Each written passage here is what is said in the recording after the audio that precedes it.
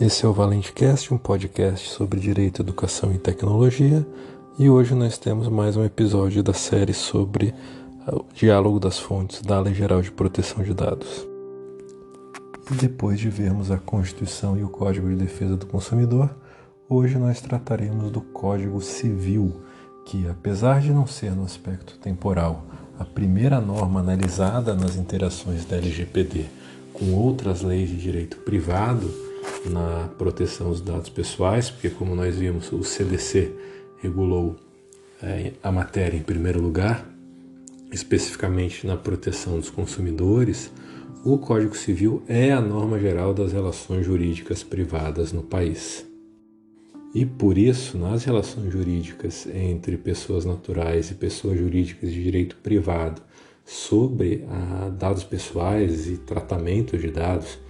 em primeiro lugar deve ser avaliada a aplicação conjunta da LGPD com o Código Civil e, eventualmente, se tratar de relação de consumo, nós também buscaremos as regras do Código de Defesa do Consumidor. O Código Civil, a Lei 10.406 de 2002, é a norma básica e geral das relações jurídicas privadas no Brasil, o que significa que é a lei que rege a vida das pessoas naturais e das pessoas jurídicas de direito privado do seu nascimento até a morte. Especificamente para as pessoas naturais, que são os titulares dos dados pessoais, a maior parte dos direitos e obrigações que tiverem ao longo da sua vida é regulada por pelo menos um dispositivo do Código Civil. Por isso, as normas do Código Civil também devem ser utilizadas na regulação da obtenção de outras atividades de tratamento de dados pessoais em conjunto com a Lei Geral de Proteção de Dados. E as principais normas relativas à proteção de dados no Código Civil são as seguintes. Em primeiro lugar, a proteção do direito da personalidade, que está no artigo 12 do Código Civil, e compreende a regulação geral dos direitos da personalidade nos artigos 11 a 21, que tem como fundamentos a intransmissibilidade e a irrenunciabilidade pelos titulares, ou seja, a menos que haja uma autorização expressa em lei, os titulares dos dados não podem, de forma voluntária, renunciar ou transferir os seus direitos da personalidade, que são aqueles relacionados aos aspectos constitutivos da identidade, como nome, corpo, imagem, entre outros. De forma mais específica, o artigo 12 do Código Civil protege o titular dos dados pessoais contra atividades de tratamento que violem qualquer direito da personalidade, ao conferir a ele os direitos de exigir que cesse a ameaça ou a lesão a direito da personalidade e reclamar as perdas e danos sem prejuízo de outras sanções previstas em lei. Na LGPD,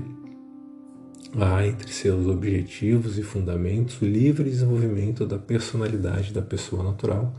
previsto no artigo 1º e no artigo 2º, inciso 7º, que também protege a personalidade no direito de revisão das decisões automatizadas no artigo 20 da LGPD. Em segundo lugar, nós temos a proteção da imagem e das representações da pessoa no artigo 20 do Código Civil, que tutela a imagem e outras formas de representação da pessoa natural, como a voz e a escrita, que não podem ser publicadas, expostas ou, de alguma forma, utilizadas sem o consentimento prévio do titular.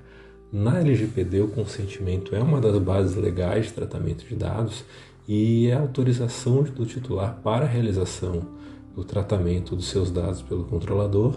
e o consentimento deve ser livre, expresso, inequívoco, realizado por escrito, revogável e de finalidade específica e limitada de acordo com o artigo 5º, inciso 2º da LGPD. Além disso, o consentimento não deve ser condicionado à assinatura de um contrato. Em terceiro lugar, nós temos a proteção da vida privada,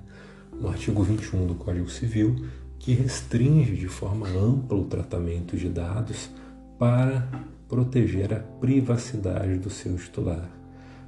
O seu fundamento constitucional é a Cláusula Geral de Privacidade, que é formada pelos incisos 10 e 12 do artigo 5º da Constituição, que protege a vida privada, a honra, a imagem e a inviolabilidade dos dados das pessoas naturais, além de assegurar o direito à indenização pelos danos morais ou compensação pelos danos materiais decorrente da violação desses direitos. Eu lembro também que estão entre os fundamentos da LGPD a inviolabilidade da intimidade, da honra e da imagem, no inciso 4 do artigo 2º, e entre os direitos do titular, os direitos do titular, melhor dizendo, têm o seu fundamento principal nos direitos de liberdade, intimidade e de privacidade, de acordo com os artigos 1º e 17 da LGPD. Nós também temos no Código Civil, que se refletem na proteção de dados pessoais, regras relacionadas com a liberdade contratual, que deve ser exercida nos limites da sua função social, de acordo com o artigo 421 do Código Civil, a boa-fé objetiva, que é prevista no artigo 422 do Código Civil, e é um princípio de tratamento de dados previsto no artigo 6º caput da LGPD, e, por último, a responsabilidade civil objetiva, do artigo 927, parágrafo único do Código Civil, também é prevista, como nós vimos, nos artigos 12, 14 e 25, parágrafo 1º do Código de Defesa do Consumidor e reiterada no artigo 42 da LGPD, que tem hipóteses específicas de excludentes da responsabilidade no artigo 43 da Lei Geral de Proteção de Dados. Então, em resumo, no que diz respeito à tutela dos dados pessoais, as normas do Código Civil conferem uma proteção genérica ao direito da personalidade, estabelecem os princípios fundamentais das relações privadas, e aí nós vemos como exemplo a boa-fé objetiva e a função social como limite da liberdade contratual, além da proteção da vida privada, da imagem da pessoa e também, por último, das regras relacionadas à reparação civil em virtude da ocorrência de incidentes com dados pessoais. Então, por hoje, encerramos mais um episódio da nossa série do Diálogo das Fontes da LGPD e amanhã voltamos com mais um episódio do ValenteCast. Até lá!